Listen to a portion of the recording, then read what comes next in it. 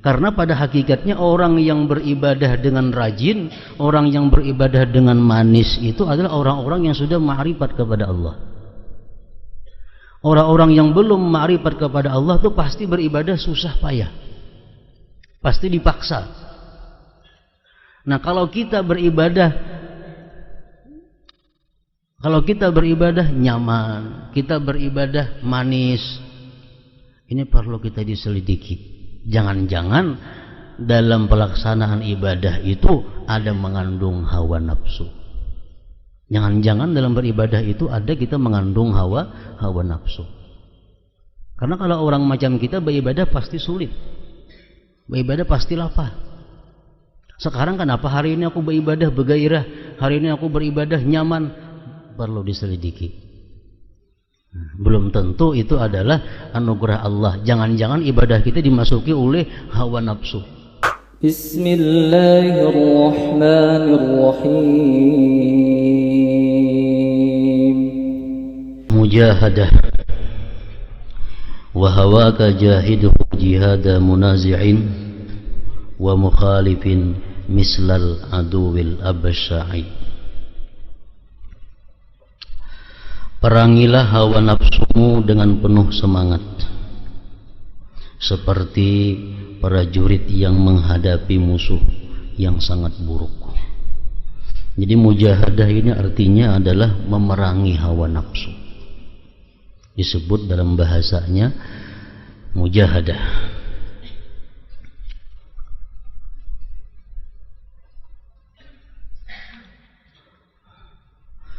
Hawa adalah, pengertian hawa adalah kecenderungan nafsu untuk memperoleh segala sesuatu yang tidak benar dan mengikuti berbagai keinginan buruk. Itu yang disebut dengan hawa. Hawa nafsu.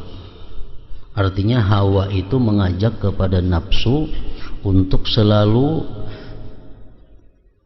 berbuat hal-hal yang dilarang oleh Allah Subhanahu wa ta'ala. Orang yang berjihad mampu melawan keinginan hawa nafsunya, itulah disebut dengan mujahid, orang yang berjihad dengan jihadun nafsi. Jadi mujahadah ini menurut hukumnya kadang-kadang bisa wajib, bisa pula mujahadah ini hukumnya sunat, bisa juga mujahadah itu fadilah, keutamaan.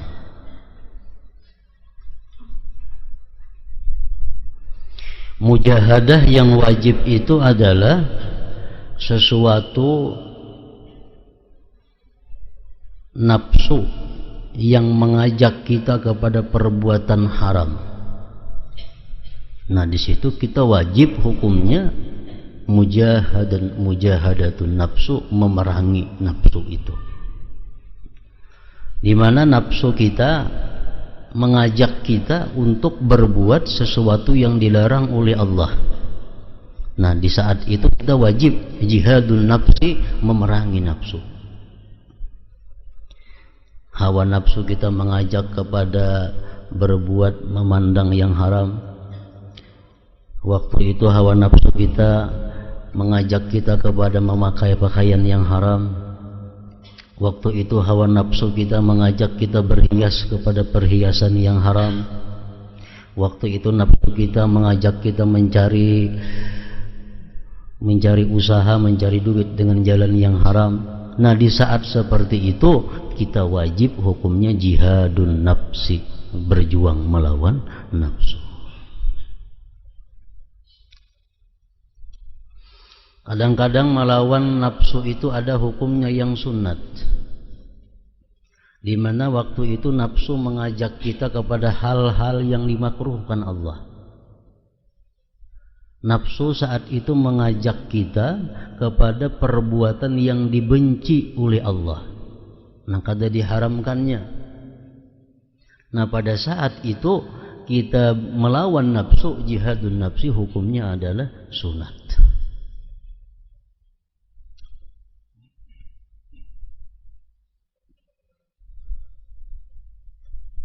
umpamanya nafsu kita malas untuk salat berjamaah, sembahyang sendiri dalam keadaan kada uzur, itu hukumnya adalah dimakruhkan, meninggalkan jamaah. Nah, nafsu kita mengajak kita untuk meninggalkan sembahyang berjamaah bagi laki-laki. Nah, saat itu kita sunat melawan nafsu kita untuk melaksanakan sembahyang secara berjamaah. Nafsu kita mengajak kita untuk guring sesudah sembahyang asar. Nafsu kita mengajak kita guring sesudah sembahyang maghrib. Nafsu kita mengajak kita untuk guring sesudah sembahyang subuh. Nah, melawan demikian itu hukumnya adalah sunat.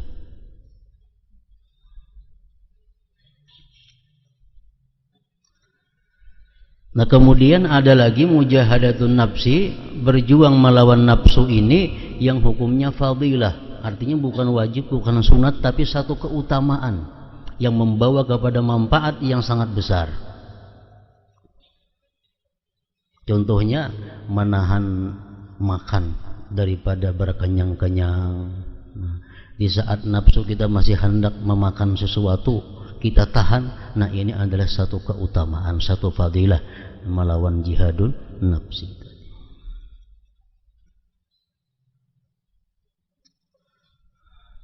Hawa adalah kecenderungan nafsu untuk memperoleh segala sesuatu yang tidak benar dan mengikuti berbagai keinginan buruk. Setiap ibadah itu bertentangan dengan hawa. Setiap ibadah yang kita lakukan itu bertentangan dengan hawa nafsu. Karena hawa nafsu ini adalah dia bertolak belakang dengan ibadah. Makanya ibadah itu dalam hadis disebutkan as-sawab biqadri ta'ab. Artinya pahala yang diperoleh dengan beribadah itu sesuai dengan kesusah payahannya. Makin susah payah kita melakukan ibadah, makin banyak pahalanya. Kenapa? Sebabnya karena tentu kita makin banyak perjuangan melawan hawa nafsu. Jadi ibadah itu mesti berlawanan dengan hawa nafsu.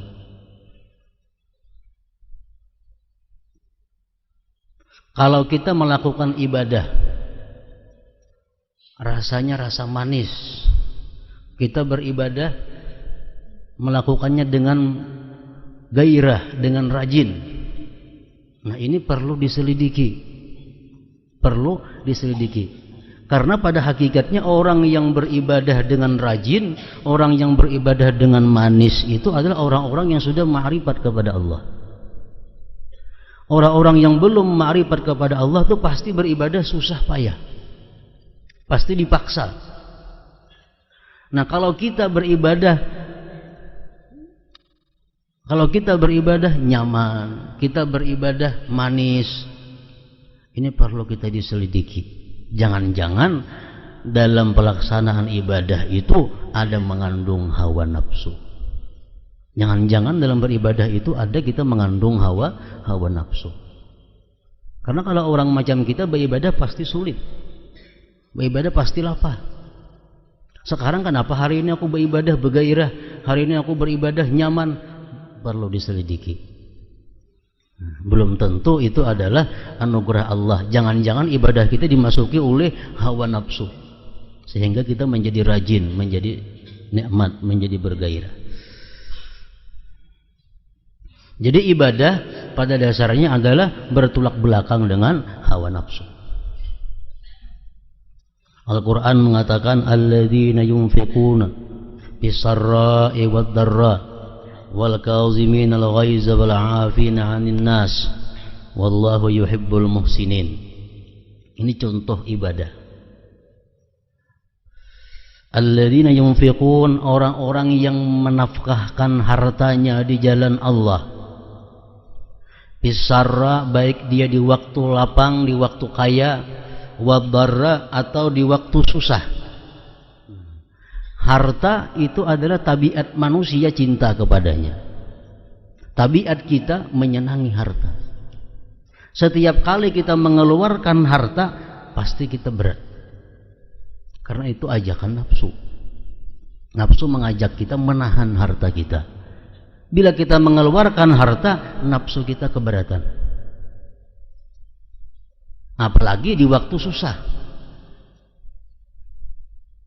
Bila kita mampu mengeluarkan harta kita untuk taat kepada Allah, berarti kita sudah mampu melawan hawa nafsu. Wal kaziminal ghaiza, orang-orang yang mampu menahan marah. Menahan marah ini adalah berat. Apalagi orang-orang yang punya kekuasaan, orang-orang yang punya keberanian. Menahan marah itu ibadah yang paling sulit. Kenapa? Karena bertentangan dengan hawa. Hawanya menuntut agar kita melampiaskan kemarahan itu. Hawa diri, hawa nafsu ini menuntut kita untuk melampiaskan kemarahan. Makanya kadang-kadang orang marah tapi kada tak ungkai, membubuk dalam hati. Begitu belang diungkayakan, lapang hati. Kenapa? Hawa nafsu sudah ditunaikan. Hawa nafsunya sudah dilepaskan. Dia sudah mengabulkan hawa nafsunya, lalu lapang. Kalau kita masih menahan marah, kita masih melawan hawa nafsu. Kita dituntut untuk marah, hawa nafsu kita menuntut kita marah. Kita tahan kemarahan itu. Nah, lapah menahan itu. Apalagi kita punya kekuasaan, kita punya keberanian, menahan marah itu makin sulit. Nah, itu adalah ibadah. Wal kaziminal ghaiza wal 'afina 'anil nas, orang-orang yang memaafkan manusia. Orang yang menyakiti kita datang minta maaflah. Kita memaafkan itu hawa, berarti kita sudah berjuang melawan nafsu. Orang merugikan kita, baik merugikan materi atau merugikan pribadi, datang minta maaf kepada kita. Kita kalau memaafkan orang itu adalah jihadun nafsi, memerangi nafsu. Karena nafsu kita menuntut jangan dimaafkan, kalau perlu ganti rugi. Kalau perlu ganti rugi. Itu tuntutan hawa nafsu. Kalau kita kau memaafkan, nah jihadun nafs. Wallahu yuhibbul muhsinin. Allah mencintai orang-orang yang berbuat baik.